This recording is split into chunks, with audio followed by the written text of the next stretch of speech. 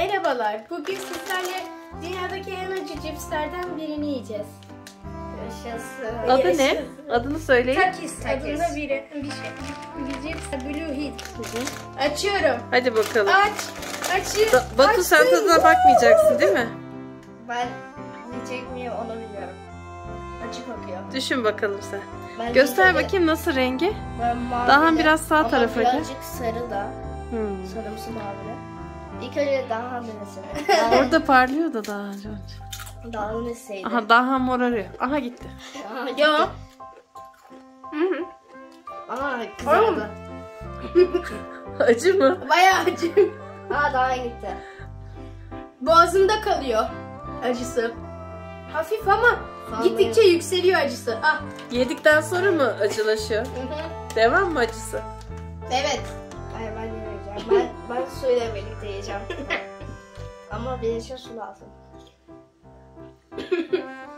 Ye Batu ye. Ünlü olursun. Dedim, o bana yeter.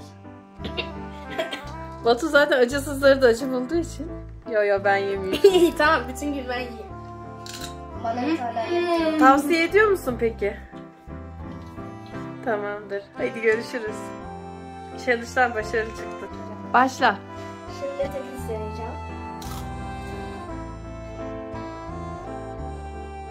Acı var mı? Acı. Acı. Acı. Gözyaşlarını çekebilir miyim? Düşündüğüm kadar acı değilmiş. Daha mı iyi? Geçen acı dediğin ama acı olmayan tavuk kanatlarından daha mı acı? Acı ama o tavuk kanatları daha keskin acıydı. O zaman dünyanın en acı cipsi aslında acı değil mi? Evet. Bu bir hikaye mi? Almayın kardeşim bu cipsi, acı değilmiş. Acı değil. Kandırıyorlar. Batu da yedi, demek ki acı değil. Teşekkürler Ben de Batu. acıdan çok korkuyorum yani.